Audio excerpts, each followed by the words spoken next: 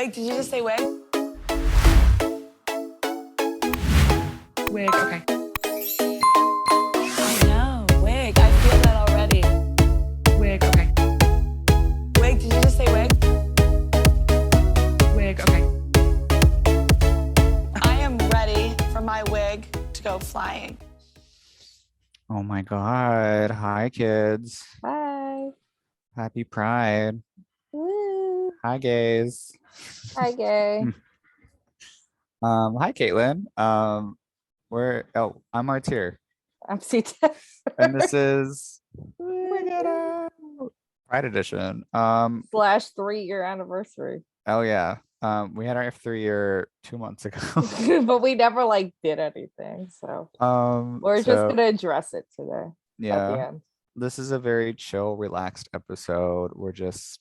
It's just us. It's just us, no guests. We're just gonna chat. Nice little. I love these kind of podcasts. I like a nice chill podcast. I like when I don't have to stress about other people coming on our podcast. Yeah, it's like that, and then it's very stressful.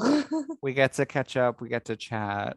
And I don't mind doing these every couple of months because I feel like there's a lot to catch up on. Yeah. So it is Pride. Woo. Happy June, kids. Caitlin, what are your plans for Pride? So I was like, I really have no plans, but then I thought about it, I was like, no, I'm doing a couple things. Mm-hmm. So one is this week, so it'll be over by the time this comes out, but I'm doing I'm helping Vicky do the Night of 1,000 Gagas, Nikki O's. That's their new name, Nikki O's $3 bill show. The 21st, I will be at the Slipper Room to see Robin Rooks Quartz and Vicky DeVille for Robin's show. And then that Thursday, one of our former guests, Ruby Diculous from Austin, will be here. Oh my God. Yeah, she's doing a little stand-up gig at Stonewall. So it's called Abort the Court with Britta Filter. She's hosting it, but Ruby will be there to perform at 6:30, June 30th at Stonewall. So that is my only plans. I really Pride is too much for me. I can't handle it. My job is Pride every day. Yeah. For me, Pride is every day. It's not just a month. So it's nice to see friends, but that's it. What about you? So every Sunday we've been going to the barbecue at Metro. Metro's really become my home bar. It's really weird. I love Metro. Metro's probably my favorite Brooklyn bar. I agree. It's actually not the closest to me. I think I'm closer to Rosemont. Yeah, you're way closer to Rosemont. But I will go to Metro at the drop of a dime, really, because it's just, I don't know, it is really close. It's 10-minute walk. And it's also free food on Sundays. So, and Nikki O, former guest of the pod, also hosts with Mary Cherry. Nikki's invited me to go. I still need to go. Yeah, I'm literally there every Sunday. Are hard. Sundays are hard for me, but I need to go. I'm literally there every Sunday. But it's the whole summer, right? They're doing it. Mm-hmm. Yeah. Yeah, it's cute. It's a good time. And this Saturday, after this episode comes out, I will be at the Queer Arts Fest. Right. You guys heard a commercial for that last episode. So hopefully that goes well. I'm hoping to sell some prints. I want to go so bad. It's during my workout. Oh yeah. It literally ends when my workout. And then also on the 21st, I will be at Trish doing the door and also helping out backstage for with Reef Your Royalty and Charlene Incarnate. And our special guest this month is Mo Hart from Drag Race.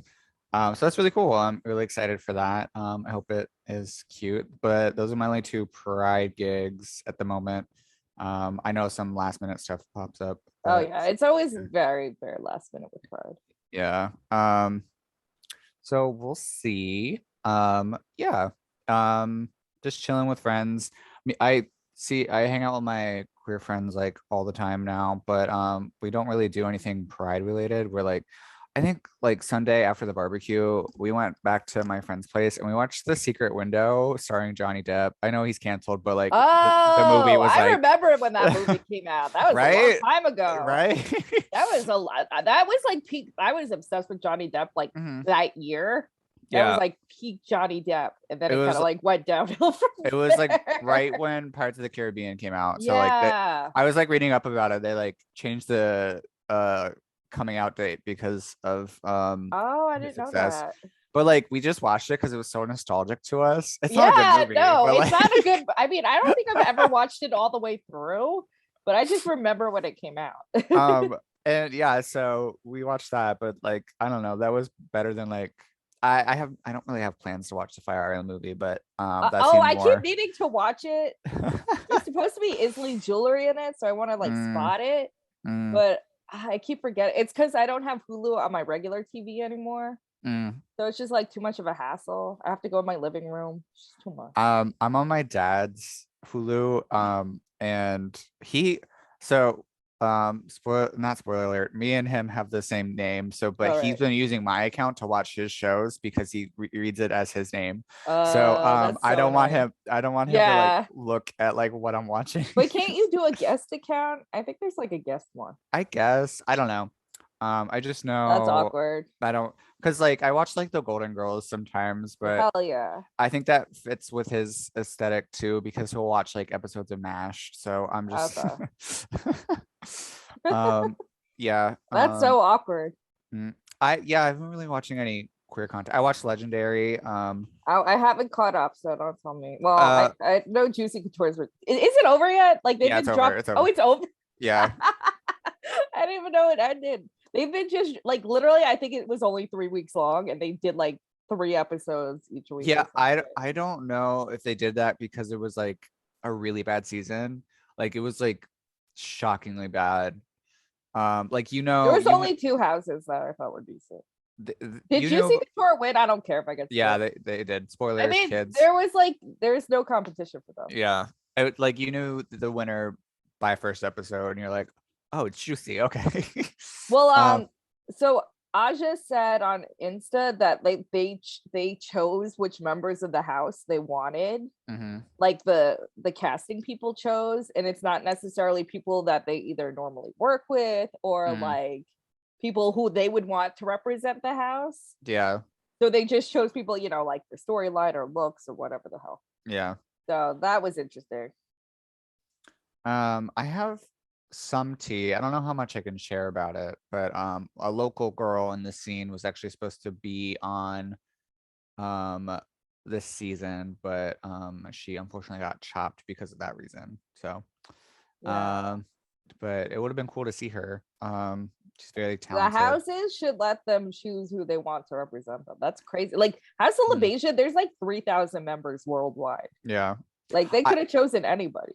I think they need to stop like getting new houses every Yeah, season no, and it's just so have like the stupid. same I'm fine with the same houses, but if they like maybe bring Just different people. different people or like even the same people, like if they just have still like different like themes and stuff, there's still like possibilities of what you can do because that's like ball culture itself. It's like you come back every Yeah, week no, to like yeah, every compete. week. So Yeah, like it's the same I people, don't like know. the same houses. Yeah. So yeah, this season was kind of a flop, but Juicy's like extraordinary. They're always a They pleasure were to good. see. Yeah. So I I'm a like big them. fan I of gotta them. finish that.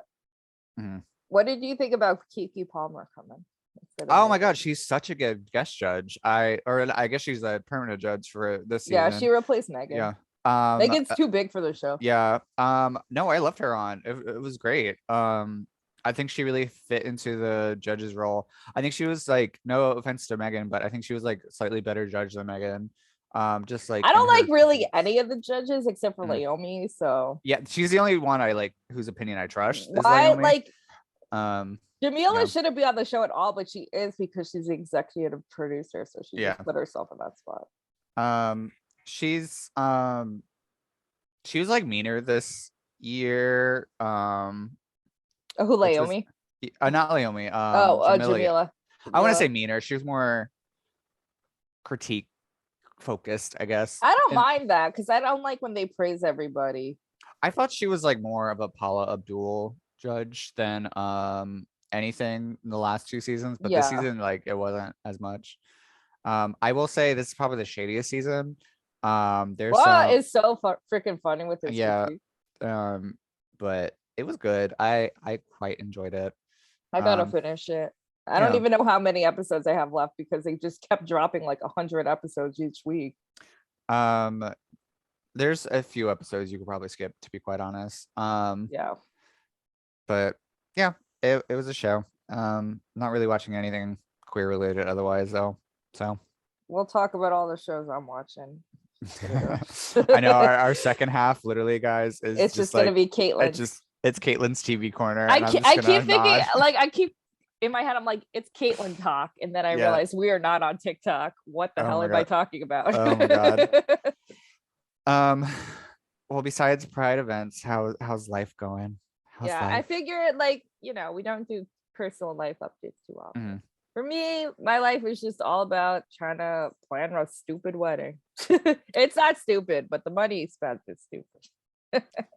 Yeah. Like Oh, this year, I was just like, I just can't go out anymore. Like, I just can't go do drag stuff and like spend money on Ubers and like go out, which really, like, it's sad. Like, I do miss going out a lot, but I'm like, this wedding's really, really expensive. So I just Yeah. need to like try not to spend money where I don't need to spend money.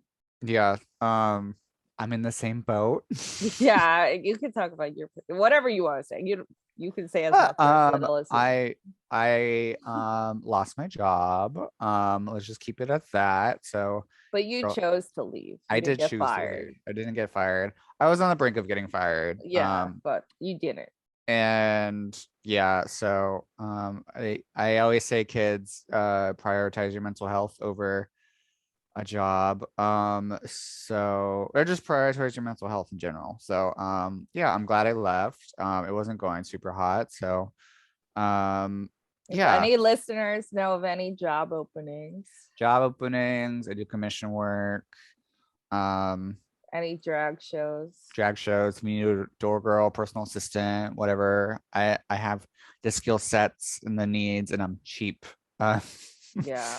So yeah, shit happens, but here's hoping it gets a little better. I've only been unemployed for like less than a week, so Yeah. I'm still in the hopeful I mean, you've phase. already had some job interviews, so Yeah. So here's hoping, fingers crossed. What would be your dream job? Someone at work asked me this, I think early in the position, and I always answer now. I do not dream of labor. But I want to be in a creative field. I think that's where I'm most happy. I hate that, like, turning your hobbies into labor is a thing, but it's the society we live in right now. So I would like to, yeah, do something full-time creative, or working around creative people that align with my same ideals, unlike my prior positions. But yeah, Hopefully it's in the cards.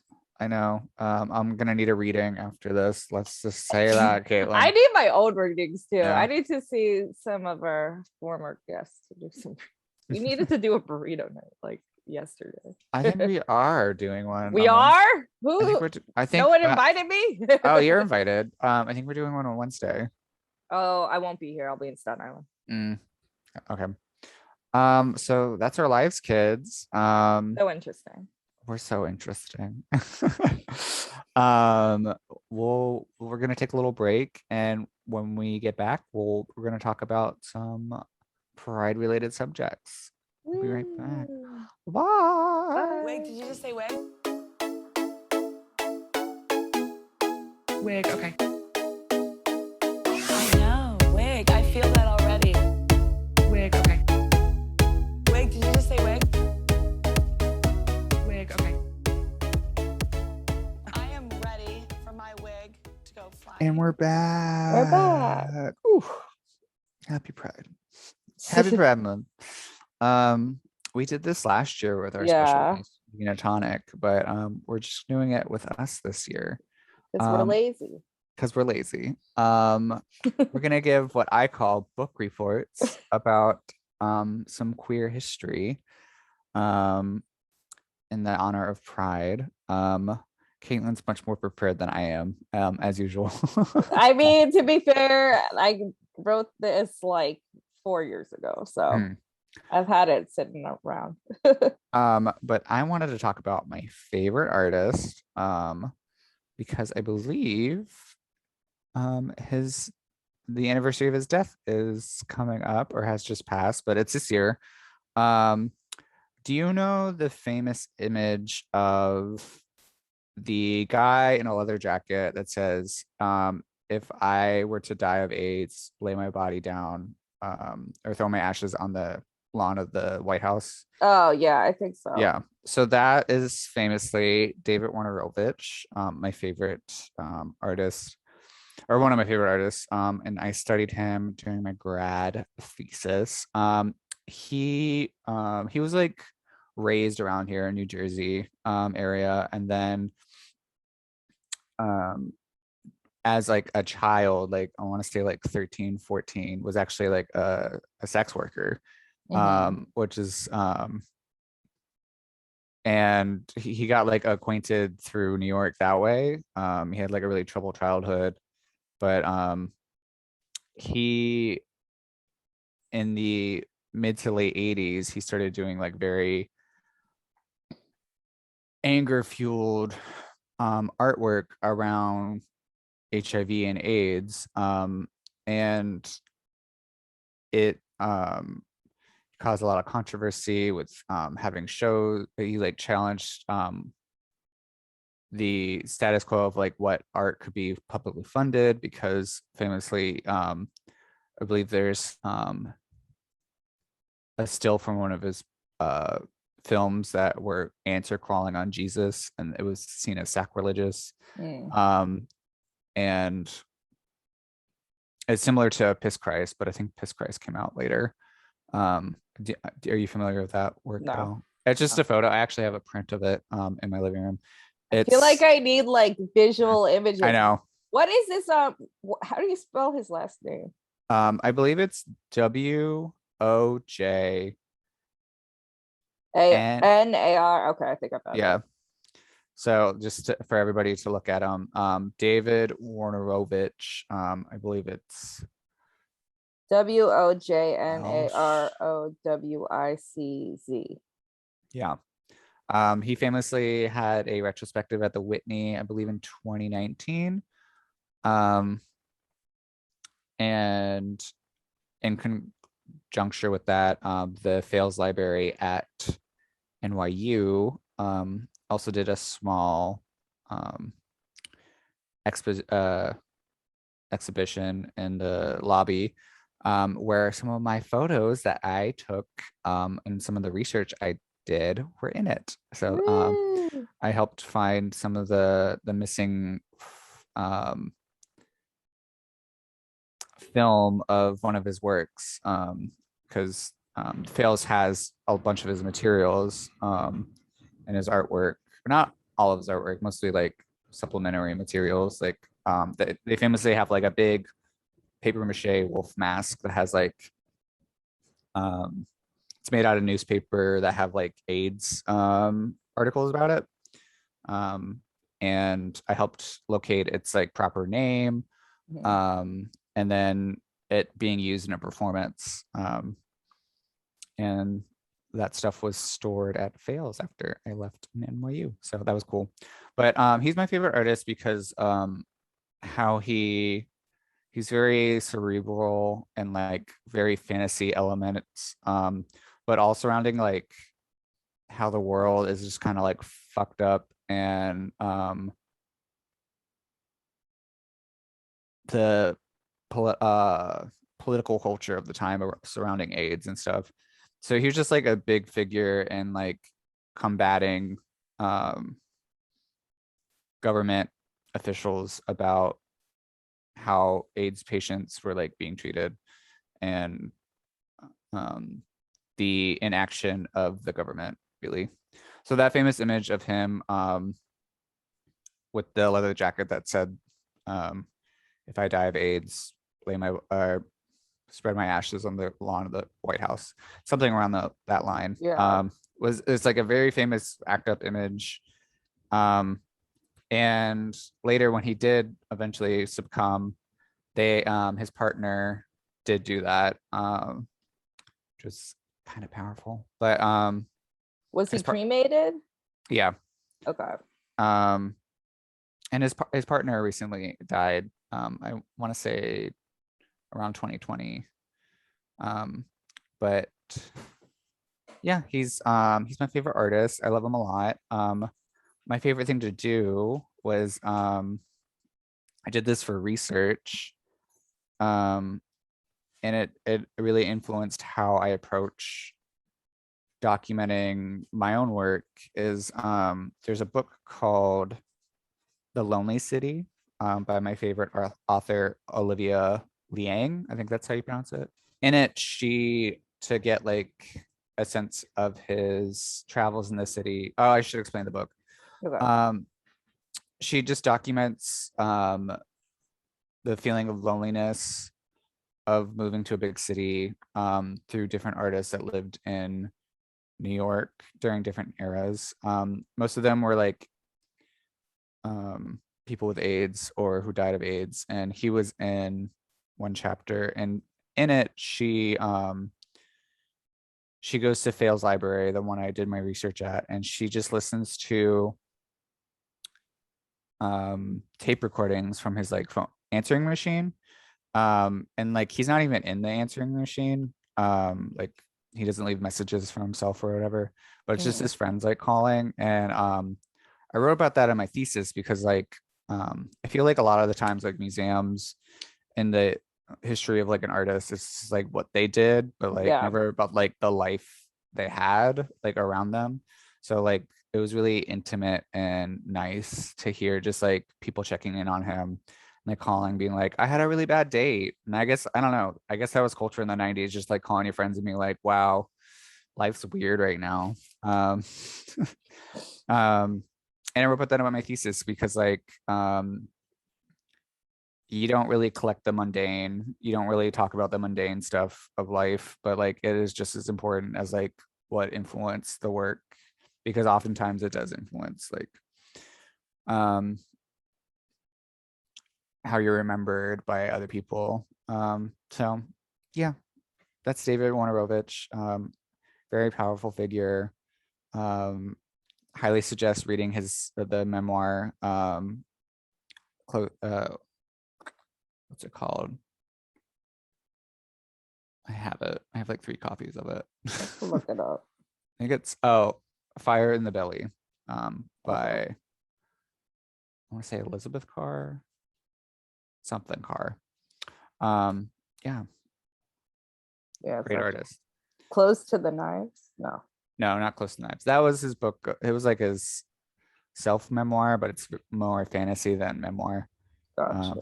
It blurs the line, but he's a great figure. His art's really provocative. I'm not even doing him the smallest justice right now, but I love talking about him. So, I've seen some of these. yeah. The one with the world and the people kissing, I've seen that one. Or I think the that's map. yeah. I think, what was his name? The guy that did Schitt's Creek. Yeah. Why can't I think of it? Levy something. Dan Levy. Yeah, he wore that to, I want to say, the Met Gala last year, not this year, but Yeah. like and that piece is He popped yeah. up when I was looking. Yeah. That piece is called Fuck You Faggot Fucker, which is iconic. Oh, didn't they just do a documentary about this? Yeah, they did. Oh yeah, World of Wonder produced that. I wasn't the biggest fan of it, but Oh, it wasn't good. It's fine. It got a lot of attention. Yeah, I think they shortened the name to just David Wojnarowicz because of the controversial title, but like that's one of his titles, his work is Fuck You Faggot Fucker. And I think it was like graffiti that he saw in like a bathroom stall. But he's like really influenced like with the piercing and he had like art shows back on the Chelsea Piers and stuff back in the day when they're still, actually I guess they were closed and condemned, but the documentary goes over them more in depth. Yeah, he's a really cool artist. And one of my faves. I'm going to talk about an AIDS girl. Not the AIDS girl. They're the AIDS girls. Oh god. We're gonna get canceled. So that's David Wojnarowicz. Caitlin, who are you talking about? So it was hard because like last year I realized like I did a lot. Like I did a lot of topics that I was interested in, but I kind of did an overview. But this one I've talked about this person with guests on the show before, but I felt like, especially because right now with Snatch Game, Jinx Monsoon was getting a lot of praise for her Judy Garland, and I feel like a lot of impersonation is kind of like an lost art with drag. So I really wanted to get into Charles Pierce because I'm like kind of obsessed with their like their stand-up like impersonations. They've of course passed away, but they live on like YouTube, and they're really funny. And I love like the golden age of Hollywood, and Charles Pierce like really like did a lot of impersonations of the famous actresses of that time. So I'm just gonna do what I did last year and just straight up read what I wrote for my book. You can find it on Amazon, but I'm just gonna straight up read it. It's kind of long, so here we go. Charles Pierce was one of the modern day comedic drag impersonation pioneers. He didn't like being referred to as a drag queen, but rather a male actress. Pierce was born in 1926 in Watertown, New York. His career started in radio dramas where he would act and play the organ. He later moved to acting off-Broadway and in regional theater, and later found success in gay clubs. It was when he moved to San Francisco and centered his act on impersonating famous female celebrities that his career really took off. Some of his best-known impersonations include Bette Davis, Joan Crawford, Mae West, Carol Channing, Gloria Swanson, Katharine Hepburn, and Joan Collins, who many believed he looked strikingly similar to while in drag. His impersonations were less about accurately portraying the stars and more about building broad caricatures with jokes flying a mile a minute. Many of the jokes required a deep understanding of the actress's repertoire and personal life, with witty jokes and references about being gay peppered in. As his star grew, his costumes became more elaborate, and his act included wig changes, props, and even a live orchestra. His shows were attended by the Hollywood elite, whom he loved to skewer. Carol Channing loved his impersonation of her, while allegedly Bette Davis was less than impressed. She supposedly saw his performance and said it wasn't nearly as good as another Davis impersonator, Arthur Blake. Pierce himself insisted she never watched him perform, so he was having some drama with the girls. In 1999, at the age of 72, Charles passed away due to cancer. He left a legacy that included guest appearances on shows such as Laverne and Shirley, where he played a villainous character who cross-dresses, and Designing Women, where he was featured impersonating Joan Collins and Bette Davis, which I have watched. It's very brief, but it's good. He was highlighted and interviewed in the documentary Drag Time, which I highly recommend. It's a really, really good documentary. And I think Lip Sync is in it, Charles Bush, really good documentary. While on YouTube, there is a plethora, I can't even read, of Charles's archival footage, which I highly recommend watching. Many impersonators and drag artists have found inspiration in his work in both portraying these actresses and his style of comedy, which in turn they have adapted for their own performances. So I just think, like, especially if you just need like a lighthearted pick-me-up, I think his work is really good for that. And like I love the YouTube specials. They're not like, they weren't specials for YouTube, they're just now on YouTube. And I feel like it's like kind of a lost art, but it's still documented, so you can actually like go back and check it out. And especially if you know who the stars are that he's referencing, like it makes it even funnier, but just on its own, it's still funny. So. I was gonna say, like, I'm looking at photos of him right now, but his Carol Channing, it was almost spot on. Like, it's spooky. Yeah, I feel like impersonation's kind of a lost art form. which is Um, sad to me because I think that's one of like the greatest strengths of drag, at least mhm. in the last century. Like that was something like a lot of drag artists did, but if Yeah. you could do it well, it also has to do with comedy itself, which is Mm. its own other thing. I think I read somewhere that like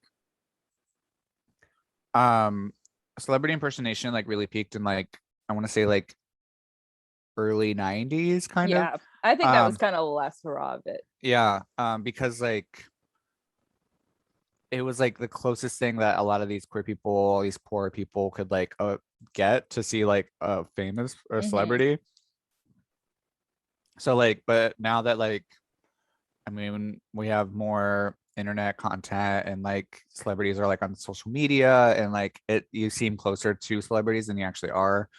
So like I feel like the need for like impersonation and at least in like nightlife and queer cultures like on the downward slide, if that Well, makes sense. I think the demographics just completely Mm, changed because when people were closeted, like the camp aesthetic, that's kind of something you could bond over. And like it was also a different time period. Everyone saw these movies, everyone yeah. saw the TV shows that were getting referenced. These stars were bigger than any star really could be today because it's just like, they were everywhere. You had very limited entertainment.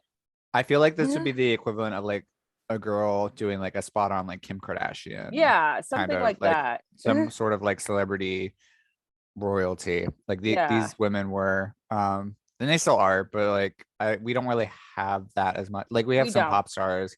I think we Pop have, stars are probably the closest, but yeah.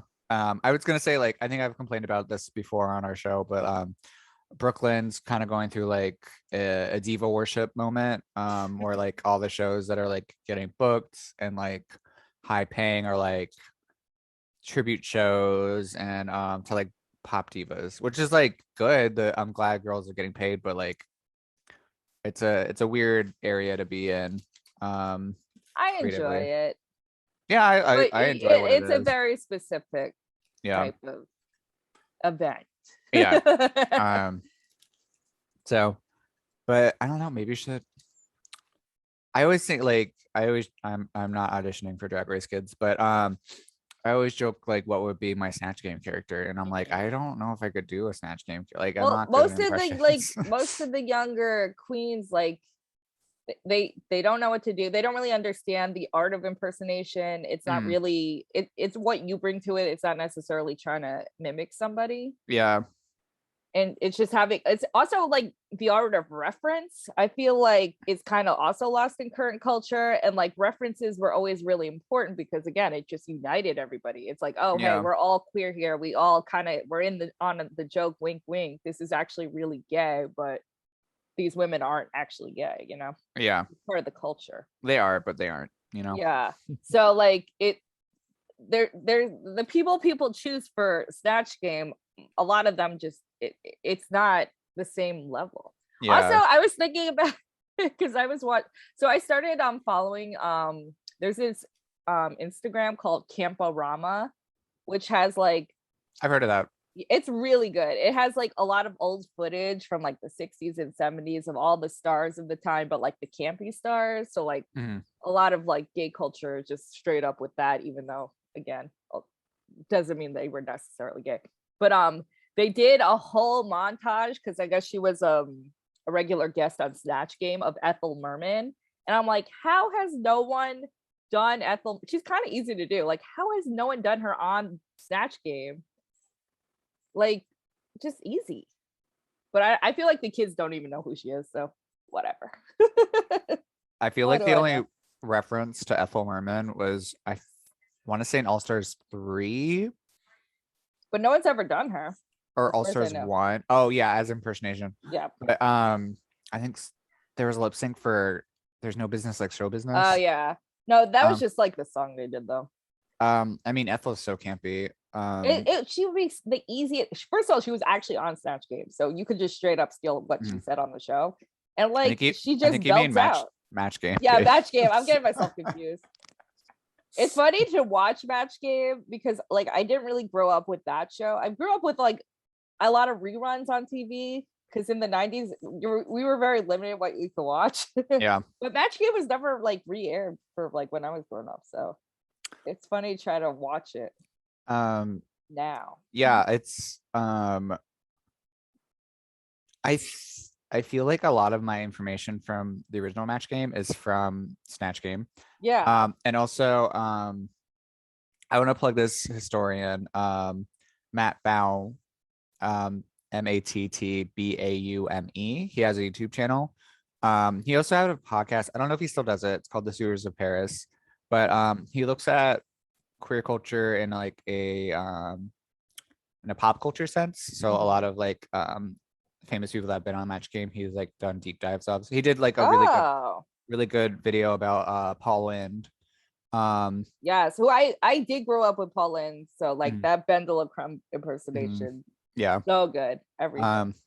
Because I guess Paul Lind wasn't out for like the longest No, time. never. You couldn't be out. You weren't. That would end your career. That would be the end of it. So highly suggest Matt Baum's content. I love it to death.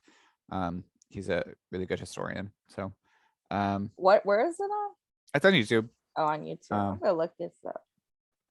I forget exactly what the video is called or like his series is called, but yeah, he's great. That ends our little history segment, kids. I subscribe. I think we should take a little break and then we can get into Caitlin's TV corner. Drag race talk.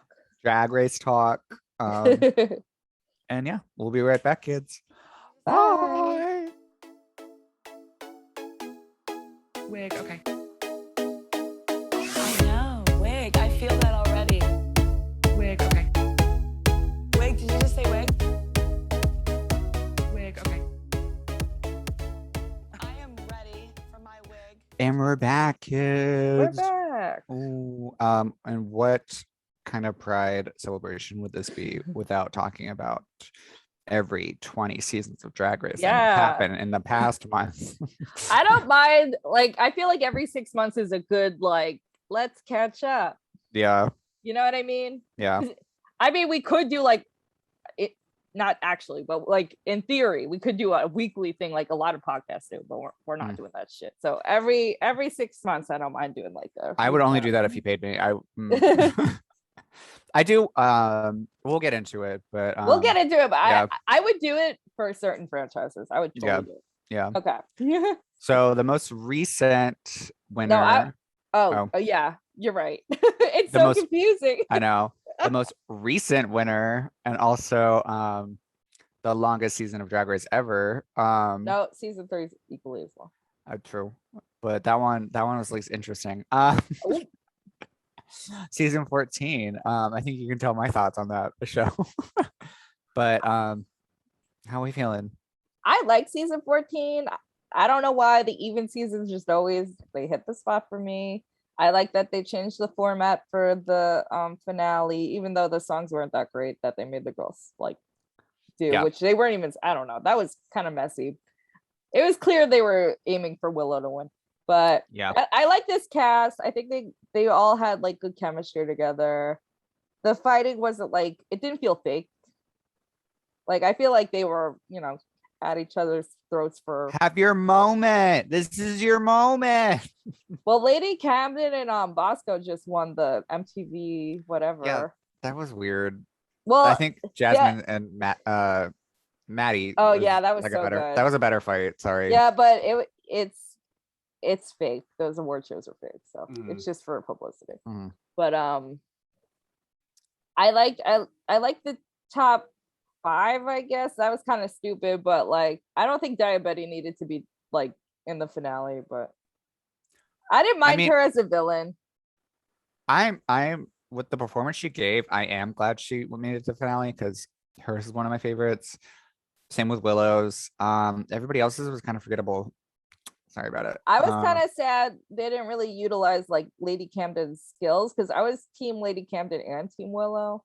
So I mean, I didn't really care that they were both the top 2. Like that was perfect. Oh, and Bosco. I totally forgot Bosco was tough. Yeah, Bosco. I was like, there's Angeria. Angeria's performance wasn't great, but it wasn't her fault. They just gave her a shitty song because they didn't want her to win.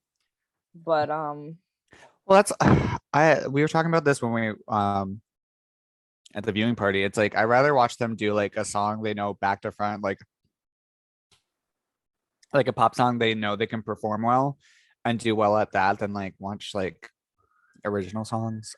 Well, because the like only reason they did that is because they don't want to pay royalties. That's yeah, literally the only reason. but it's just like it's for audience familiarity. It's just like I'm gonna choose the one I like more, or like the queen I like more, less of like Yeah. the performance was good, you know? No, Because yeah. I yeah, mean, this season is clearly set up for Willow to win, but I'm fine with it. I think she's a good winner. yeah. I've seen a few critiques of like Willow's time on Drag Race. In And I what kind of way? just sort of like she like did really good in the beginning and then kind of faded in the background throughout the season, where like other girls like did better as the season progressed, Well, I which is feel like like fine, I guess, but you know, every season is a lot of rigory because I feel like Willow did well in a lot of episodes, and so did Angeria. I think they both did really well in a lot of episodes, but they just wouldn't give them the wins. yeah. So it's not really their fault. It's just production being. I was kind of convinced they were gonna give it to Camden, which I'm kind of glad they didn't. But Why you don't like her? I'm just not excited by her. I like her. I think She seems brings nice, a but lot. yeah, I just wasn't excited by her. I did get to meet Willow. I think I told you about this in the group chat. Well, she was doing like the whole tour of Brooklyn or whatever. It was so weird. I was doing Dora Drag Race. I think it was the 60s girl group night. That episode. I think it was that episode. Yeah, you're right. It is. And you know, I'm doing Dora. I'm not really paying attention to the episode. I'm like checking girls in, and in comes Willow Pill out of drag, being like, "How much is it?" I'm like, "You're on the show. You're fine." Yeah, why is Willow paying to come in? We know who you are, girl. Yeah. So the one thing I really liked about this, I like this season overall, but the one thing I really liked is everyone was trans. That was awesome. Thanks you know, to Carrie RuPaul's mad Colby. about that. You know, Oh RuPaul's yeah, mad about that. that's why I like it even more. Thank you, Yeah, Carrie Colby. that was cool. I think overall it was kind of forgettable season for me, but looking back, it is kind of forgettable, but I didn't hate the season. Like I hated 13 with such a passion, and I don't hate season 14 at all. Will I rewatch it anytime soon? Probably not. But I don't think it was a bad season. I think the twists and like the stupid chocolate bar thing. The chocolate bar, I think that was stupid. I think the amount of non-elimination episodes. Oh my god, that was just too much. It was just too much. Well, that was, I don't even blame production. That was 1,000% VH1 being like, yeah, you have to just. I think it really made the season feel like it was like never ending. Well, I don't know who said it. I don't know where I read this, but like someone said they did the same thing in season 13, but they did it all at the beginning, and this season they did it all at the middle. Yeah. So that's a whole VH1 issue. They just want to milk it for all it's worth. Well, I think it's also like, I know for season 13, I don't know about season 14. Season 13 got extra episodes because they were supposed to do Secret Celebrity Drag Race. Oh, right. Yeah. And like season 13 absorbed them. Mm-hmm. That's why we had the weird COVID special in the middle of season 13. Yeah. Season 13 gets on my nerves. I liked season 13 more over this one, to be quite honest. I think the queens were more memorable. I like the queens better on this season. Even though I like the queens on season 13 off the show, but just not on the actual season. Yeah. Season 14 for me is going to be fairly forgettable, but I'm glad with the outcome. I liked Willow Pill, so Willow Pill clearly was going to win, so yeah, no surprise. Moving on to the controversial season. Is it that controversial? I don't know, but people had a lot of feelings about it. I certainly had feelings about I have never seen that much hate on the internet in a while. Oh, really? Regarding Drag Race in particular. Yeah, it was weird. So we're talking about Drag Race UK versus the world. Because people were mad about the girls going home, mainly towards Pangina. Not Pangina going home, even though that also caused backlash, but like Pangina getting a lot of hate because she sent girls home. And then after Pangina goes home, like the arc of the It show kind is, of all just like yeah, it's fell like apart. deflated immediately. Yeah. So I could see that being like the last season they do the Queen's Choose elimination, Oh, you I'm know? so sick of that format. Oh, Mm, it gets rid of like the queens who should be towards like who make it to the end. mm. Like I even think about I think All Stars 4 when Manila got kicked off. It was too soon. We need like strong queens. I think it only worked on season 2 because Everyone was strong. Like everyone was it didn't strong. matter who Yeah. went home because everyone was really it could have gone any way with that Yeah. season for the most part. Yeah. So I actually didn't that I usually keep up with All Stars seasons, but I actually didn't keep up with this one. I didn't watch it. I just watched the parts that were shown to me by friends and stuff. Um, I can talk about it. yeah. I mean, I was glad Jimbo got a moment to shine in her chaotic interview It energy. was so good. That's just my manservant is legend. And Pangina was I got to meet Pangina and she's super sweet. I've met her a couple times. I love her so much. So for me, I'm just gonna go through little points ahead. I'm actually fine with Blue Hydrangea winning because like kind of after Pangina left, like Blue was kind of I liked her on her season 1 of UK, but I feel like she really wanted it. You could tell she was really hungry for the crown, and I haven't seen that really in a lot of contestants in a long time. So I had no problem with her winning. I was sad about how Canada just like flat out got eliminated very early on. Some of that was Jimbo's fault, but even Lemon, I think Lemon could have lasted another episode. I feel like I usually do like when the seasons are shorter, but I think they could have done one non-elimination episode, the first episode. Yeah. Just one, not 5, just one.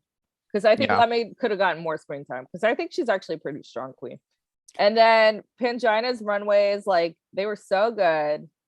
And like, yeah, she got a lot of hate for playing the game, how she should have been playing it, whatever.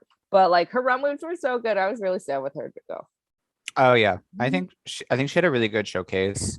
Those runways are so good. Yeah, they're top tier. And even the ones that we didn't get to see, I think we didn't get to see like 2 and like they're really good. 2 or 3, I think. So I mean, they just announced the Drag Race, or what was it? Canada's Drag Race. Yeah, Canada's Canada versus the world. Yeah. This is separate. Which is funny because like Canada got robbed on UK versus the world. Well, I'm like, is this Commonwealth versus the world? Like it's like just like everyone owned by, you know. Yeah. I thought it was the rumor cast list and also the rumor top 2 are interesting. I don't even know who the top 2 would be, but I never want to be spoiled. Okay. I forgot who's on the cast. If it's rumored, right? Yeah, but we know if it's the rumors are true. What a weird ending that's gonna be. That's all I'll say. But no one would have thought Blue Hydrangea was gonna win. If anyone told you that she would be top 2. So you never know what happens when they're actually filming. Yeah. I do kind of wish Mo won UK versus the world, but that's just me. But there was no way. Like I just knew there was no way they wouldn't let a UK queen win. There was no way. Mm-hmm. So I think Mo is very deserving, but I feel like Mo will just be on another All-Star. Yeah. At some point. Excited to see her next week. Yeah, literally go to trash, everyone. Yeah. Okay, this is a franchise I have no familiarity with, but this is gonna be a Caitlyn talk moment. Yeah, I have seen some of the looks and they look gorge, especially the angel one. But continue. We'll talk. Go for Caitlyn. Yeah. So I literally just finished it today, even though I mean I didn't get spoiled because it's been out for like a week and a half who won, but I just like haven't had time to catch up. But so my favorite international season besides UK, which I don't even know if that counts, is España, and this season 2 was just as good as season 1. It's just like it reminds me a lot of the early Drag Race seasons where like it's not super manufactured drama. Like I feel like it's like very talent oriented. Like they really let the girls shine on the show and they're not like forcing them into certain categories. like I don't know if I read this online, but like people have been saying like it's like the best judging panel, and I of like all franchises, I 1000% agree. You got the two Javis who directed Veneno. They're like very, they're really great at creating queer content and being respectful about it. And then Anna Loking, there was a Twitter thread about how she's like the best judge ever of all time, like at all the franchises. And I like her a lot too. I think she's really good. They're just so supportive. I really love Supreme. She's good. Where are we going? So the winner just got announced. This season was very similar to season 1, where it's very obvious the first episode who's gonna win, but that's okay. Like, it's fun to just watch everyone go through their journey. I just finished the finale today, and their group number. So season 1, they forced them to all sing in English, which a lot of them, that's not their first language, to a RuPaul song, and not just like a random like slow RuPaul song, like a super fast rap RuPaul song, which was not fair to them at all. And Carmen, who won, was like on the show, they kept it in. She's like, this is the worst song ever. It was so funny. I can't believe they kept that in. But this time they let Supreme have a song, and it's a bop. It is a good song. I'm here for it. The person who probably got the most like buzz was the trans contestant Juriji. I think she's originally from, I'm kind of like, it's kind of hard to, you can read the subtitles because I do, even though I do know Spanish, like when people speak it, but it was kind of hard to understand. Like I think she was born in like Sweden, and like she speaks French mainly, but she also speaks Spanish. They kind of made her like, oh, she's like different, but she's like burlesque, and she's like a trained opera singer. But she got the most buzz because she's really beautiful and she had really good runways, and they made her the villain. She did not deserve to be the villain, but her untucked like clapbacks were iconic. So fucking funny. I really love España. Good job, everyone in Spain. Keep the good content coming. I'm excited for season 3, whenever the hell they film that. And I really love the queens on those seasons. They seem like they just give off like a nice, friendly, like family vibe, which I like. It's not forced where they're like, oh, that's my sister, blah blah blah. It's like, no, they actually like really get along. Oh, that's good. So España is the best. Everyone needs to watch it. I think I gave up watching the international seasons after. There's a lot of bad ones. After Drag Race Down Under, I was just like, yeah, there's a lot of bad ones. I still haven't watched Italy. I still haven't finished Canada, but freaking España is fucking bomb. Yeah, I've only heard good things. So I should check it out because the looks I saw were really interesting. You would really like Hugasio on the first season. I feel like that's your vibe. Dope. I'll have to check it out. And I love the references they do for the runways. Like it's very art focused. It's very like, just things that are important to their culture, which I like. All right. Enough with that. Let's get to what we're currently watching. Yeah, surprisingly really am enjoying All-Star 7. Woo! Who knew? I haven't liked All-Stars in a really long time. Yeah, I think season 6 was, I like Sonique winning season 6. Season 6 wasn't bad, actually. I liked it. I like, a lot of people don't like 5. I think I season didn't like 6 5. I think season 6 is interesting because it was just sort of like going in. I was like, I had no idea who's gonna win. It was just like literally anyone could win season 6. Yeah. That made it interesting. I will give it that. But season 7, it's so refreshing just to see people like excel. I know. Like, yeah, it's been really good television. Fucking, I still think about Jinx's snatch game of doing. Well, we have evidence of me saying if there was an ever all winner season, we talked about this early on. I said Jinx Monsoon 1000% will win if everybody was back, because she has everything the judges want in a winner. It's not necessarily she's the most talented, though I think she is. It's more like that she has a specific, she checks off every list that they are looking for. I was never the biggest Jinx fan, especially during her season. I wasn't like crazy about her. I haven't really kept up with her. I do listen to her Futurama podcast, which is quite enjoyable if you That's like funny.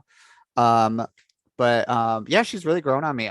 She's really funny. And not always the most fashion forward queen, but like she knows who she is and what she presents, and it's been really enjoyable to like watch her just flourish. Well, as someone who gets to see her usually about twice a year, it's nice that everyone's like kind of catching up. I'm happy like her and Raja are like getting like the recognition they deserve from their earlier seasons. Because you know there's so many like new fans and there's just so many fucking seasons that a lot of people don't go back. Yeah. And like the girls who were on those older seasons get to come back because they lost. Yeah. So it's nice to get the girls who actually won. Yeah. No, Raja's been a really like good, so strong, good thing to see on TV again. Like I've only like not like one of her runways. And every challenge she does. The spike one, I think everyone kind of did a bad runway at the spike one. I don't remember what she even did for that one. Exactly. I don't remember. I didn't like anyone's spike. Yeah, everybody's was kind of a flop. I feel like for that they probably told them something different than what they ended up turning it into. That's my guess. That's usually what happens with that. Yeah. But yeah, it's just overall I look forward to watching it every Friday, which hasn't happened in a while. I'm currently not working at a Drag Race viewing party, and I would only look forward to Drag Race because it meant I would get paid. But yeah, I've been enjoying season 7 a lot. Do you like the format that no one gets eliminated for now? And the I think badges. I like that high competitors have low stakes. I think it'd be too dramatic to see people go home every week. Well, it would like kind of like ruin their reputations. Yeah, I agree. Yeah. So yeah, I am in favor of that. I wouldn't mind more all-stars with this formula. It depends on like who's in it, but they're 1,000% bringing this back, like with the all winners, because there's girls who said they quote unquote weren't invited. So I definitely think they're bringing actual all-stars, all winners back. I would be okay. I mean, I think the current formula is like all-stars every year. I'd be okay if they do all winners like every 4 years or every 5 years. I think make it special, kind of. Yeah. It's kind of like All-Star season 2. Yeah. Where like we had waited like so freaking long, even between the All-Star seasons, that it got really good talent. Yeah. And I do think they need to do that with All-Stars. I get why they don't, but like it's not gonna happen. Yeah, I think the days of that's passed. But well, this is the #1 rated show apparently on Paramount Plus right now. All-Star 7? Yeah. That makes sense. Yeah. I think I've seen a few episodes like twice now, just because I watch on my own, and then other people want to watch it. So, and I don't mind watching it with them. So, yeah, it's been great. I just like that, like, though some of the girls honestly do deserve some negative critiques. I don't think everyone does well in every single challenge every single time, but it's nice that like a lot of times they like come up with fake reasons why people need to like go home and stuff. Like this all seems like, even though it's very like upbeat, it seems like more genuine because they're not fucking with people's formula. Yeah, they're like just letting people be like shining. And like I feel like everyone's had a moment to shine too so far. Like not everybody has a star at the current moment, but we'll see about that because we don't know what's happening this weekend. But everyone, like, I can think of moments where like even the girls that like aren't doing so hot like had a moment in other episodes and stuff. So yeah, I'm really enjoying it. And I think we're not even halfway through. I don't know I have no idea how many episodes are there. I think it's rumored to be 12. Okay. And I think the 6th episode comes out this week. Oh wow. Correct? I didn't realize there's that many. Yeah. I'm here for it. Honestly, I don't care. I think it's 8 or 12, but I think 12 makes more sense for like an all-star season. Let's see if there's an actual. 7 Better than 6. Let's just say that. episodes. I think they need to give them a good opportunity to get more stars, because like if everybody just has 1 or 2. Well, I like the block system because it Mm. requires actual strategy. It's like the first time they did the lipsticks that actually required strategy, and then it just Yeah. became stupid. The block thing actually requires strategy. Like And I'm it's sure. it's so campy too. Yeah. It's so stupid. Yeah, I think Yeah. I don't have a problem with the format, which is like nice. I honestly, Oh, it is 12 episodes. the only thing that has been lackluster, I will say, is like the lip syncs, Yeah. since they're so low stake, Yeah, there's no And- stakes. There's no and it's RuPaul's iPad shuffle playlist. the songs haven't been good either, so Yeah, it's not even their fault. So I haven't been a fan of I agree. the lip syncs, but that's fine. I don't like. I usually just skip them. So You might honestly there's nothing Yeah. of value there. yeah. So who do you want to win? I'm pretty sure I know your answer, but Well, I would honestly, I mean, Jinx, yes, but I would like to see Raja win. That'd be cool. I don't think it'll happen, but I would like to see her win too. yeah. Those 2 are my favorites at the moment. I'm sure everyone else will like. I'm sure we'll see like someone sort of like story arc where like one random queen will just suddenly get amazing. My boyfriend says I'm too much of a Shea Coulee apologist, but I don't care. I love Shea Coulee. I love She Shea. is so talented. She's been killing it this season. And I've been happy to see her on screen again.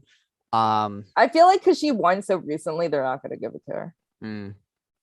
Yeah, that makes sense. I have no idea. Like I'm not spoiled in any way on this season. Thank God. If that's but, the case, they probably want like an older winner, or I think they want to split up Trinity and Monet. I can see that. Trinity's been really strong. I'm shocked she hasn't been blocked like every episode. Like I keep waiting for her to get blocked because she's really strong in pretty much all the challenges.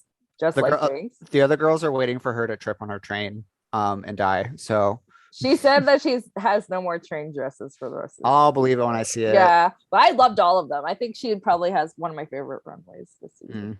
Yeah, it's for me, the runway girls have been Shea, Trinity, Raja, obviously. and Roger. Roger. Or as I like to say, Robja, because she's been robbed. She's been robbed so much. Yeah. Also, I've been liking Evie. I could just talk about all the girls. I've been really liking Evie's runways. You have? I don't. Yeah. Oh, her runway. This last one was really good for me.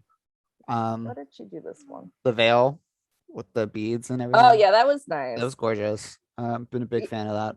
Evie's laugh, I feel like they really overuse it in the editing. I'm fine with it. I'm very sick of it. Wow.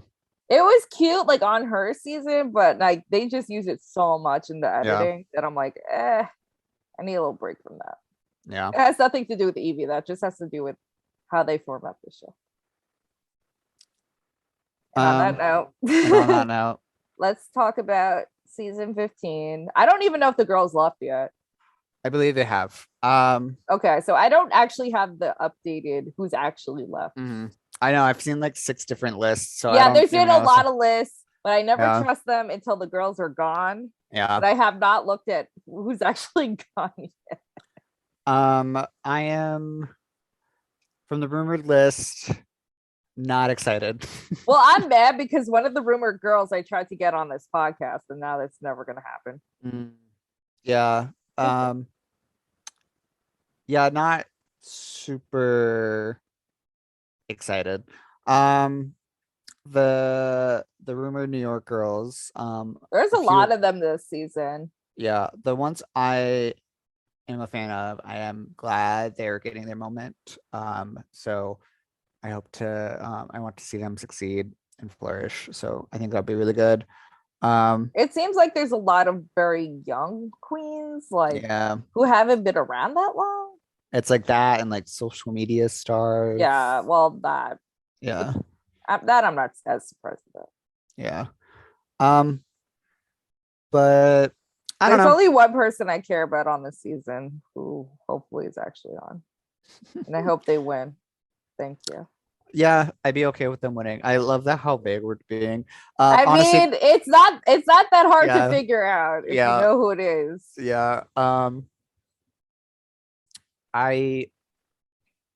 don't know. I don't unless I'm booked for the viewing party, I probably won't be watching season 15.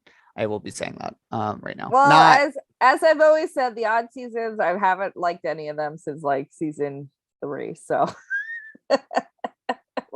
let's Caitlin famously hates season 9, even season 9 is one of the best seasons. I just like the finale and the reunion. Season 9 had the best reunion since like ever since. All the reunions have sucked in comparison. Oh yeah. The only I think season 10 had like a good reunion moment. With but the Vixen or Asia? That's all I remember. that whole situation, that was a lot. I think about Asia's speech a lot. It was really good.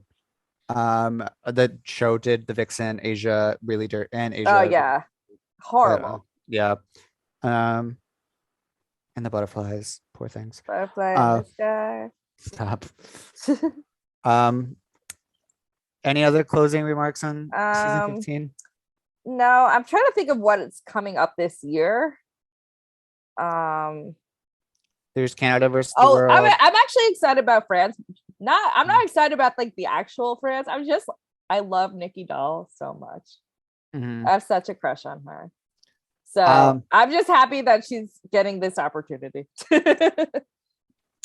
I know Holland's coming out this year, I believe. Oh god. Oh wait, no, you mean Sweden, right? Oh, Sweden, excuse me. Yeah. Yeah. And I think there's Belgium. Drag Race. No. I think Drag Race Down Under is also coming out season 2 this year. Are they? I believe. I honestly can't keep up. These are rumored, but I think Italia season 2 is coming at some point, but I still haven't seen season. Oh, did season 1 come out?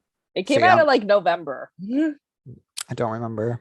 I just didn't watch any of it, but I heard some I just read some of the crazy shit that happened on that season. But that was yeah. But as far as I think they always do for America they just do the regular season, then All Stars, and then it's kind of that's it. So we'll see what content I have to come up with for WERRRK.com after that. So off seasons are a little bit harder. Off season? There is no off season. There's no off season, but yeah, it's like a week. But people, as far as I can tell from just doing content online, people do not pay attention to the non-American seasons. Yeah, it's true. At least Americans don't. That's true. Yeah. Well, with that, I think we should take our last little break and we'll get into our wrap up. But we'll be right back, kids. Bye. Wig, okay. I know, wig. I feel that already. Wig, okay. Wig, did you just say wig? Wig, okay. I am ready. And we're back. So like I said at the beginning of the podcast, it was our 3 month. 3 month. A 3 month, 3 year. Damn. I mean, it's been almost 3 months since we talked about it. Yeah, it's true. April was our 3-year anniversary. Crazy to think about that we've been doing this for 3 years. I couldn't remember if it had been 2 or 3 years because we also took 6 months off for COVID. Yeah. I'm glad we finally figured out Zoom. Zoom has been so much better. Yeah. It's chill and it makes our schedules much more flexible. And we can get way more people on. Definitely depen our availability to international people. I think that's really cool. And our sound quality is improved. Yes. My editing has not, but our sound quality's gotten better. Yeah, I don't know. What does it feel like to be 3 years? Are you happy with what we've been doing for the past 3 years? Well, especially, I mean, especially this year, but even during the pandemic and stuff, it kind of gives me a tie back into drag because drag is something I used to go and out of my way to go see every single day. And now life just makes things more difficult. And there's a lot of changes thrown my way. So it gives me the connection of something Yeah. that I really enjoy, but not necessarily have time for or money for anymore to like prioritize in my daily life. So this kind of just gives me my little drag fix. Yeah, I like it for the same reason, because I mean, when I was working, I was really busy and like I couldn't go out as much. And I got to see performers and catch up with performers that like are doing really cool things in the scene. So talking to them was like exciting. I like to hear like everyone's stories. Like, yeah. My main goal for like every time we have a guest on the episode is just like, why the hell are you doing this? You could be doing anything with your life and you chose drag or whatever it is, because we don't always have drag people on. Why? So hopefully we got some answers with that. I know. Well, I'm still confused about some of it. I'm kidding. Can you imagine? Yeah, I don't like I said, I think my goals for the podcast are always the same, just getting paid and having a much more diverse group of people we talk to. And I think we've done somewhat of a good job at one of those.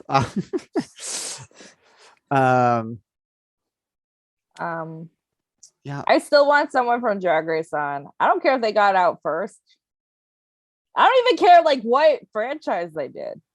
Like, I realize I have certain connections with WERRRK.com where like they get a lot of PR things, but I feel like when you're doing a PR interview, first of all, they're really short. Yeah. Second of all, the main purpose is that they're promoting something specific. It's not necessarily about them. So yeah, we could get like PR people review like whatever to promote whatever the hell it is, but it's not going to be like in depth or that interesting. So it's kind of like a constant battle with that. Yeah. I don't know.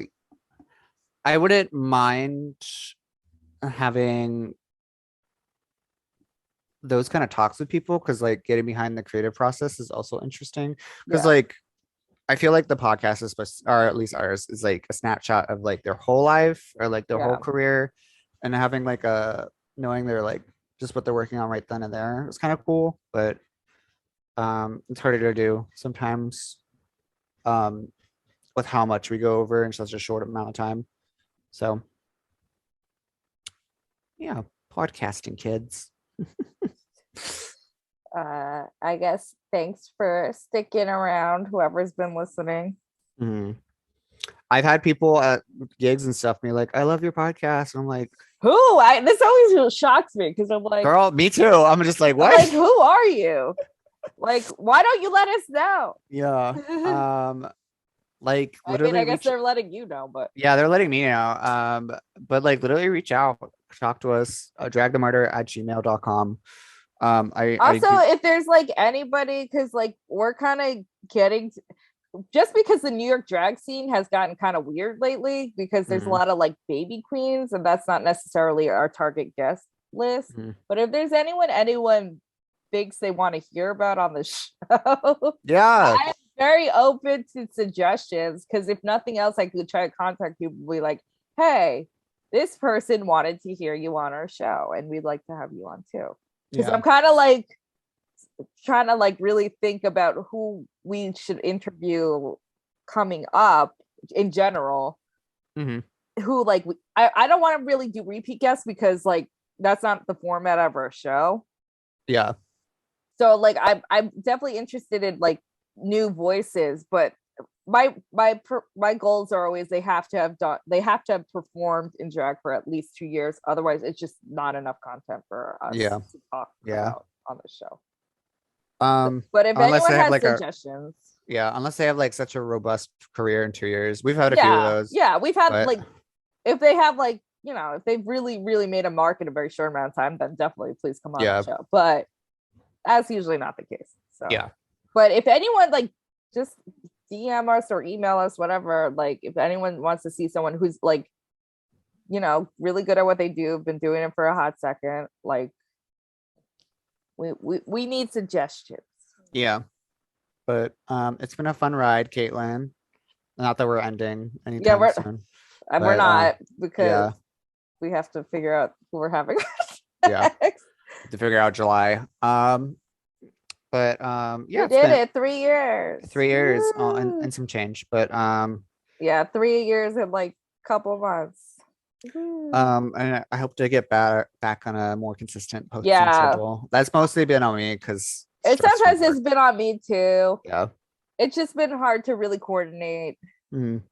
But I'm gonna try. I don't know if this is gonna happen. I'm gonna try to at least get us a little ahead of the game, so these episodes come out a little bit more frequently.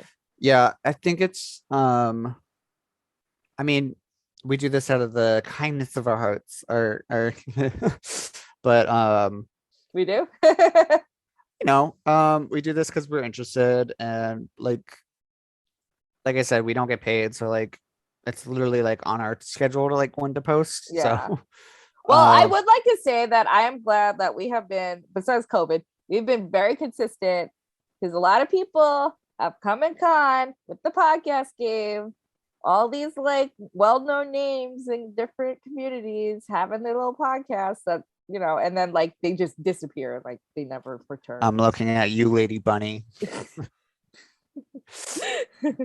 And then they win our Glam Award, but but like, we're never going to be Michael Block level of weekly content, but we've at least been semi consistent. We haven't like just disappeared and never to return. Yeah. So I'll give us props for that one. We're like the girls that show up at the gig 3 months later, just with a story to tell. We were there. We were there. Up. That was our show, kids. Yay. Thanks for tuning in. We love each and every 9 of you. Yeah. Would rather be 9 people's favorite thing than 100 there could people's be 9 favorite there thing. could be 9 people in a room. And 3 of them listen to this podcast. Caitlin, love you dearly. Thank Love you for you being my too. podcast co-host. Thanks for editing. I will never do that. I hate editing. I actually don't, but I was Martyr. I was Tepper. And this was Happy Pride, faggot. Happy Pride. Bye. Bye.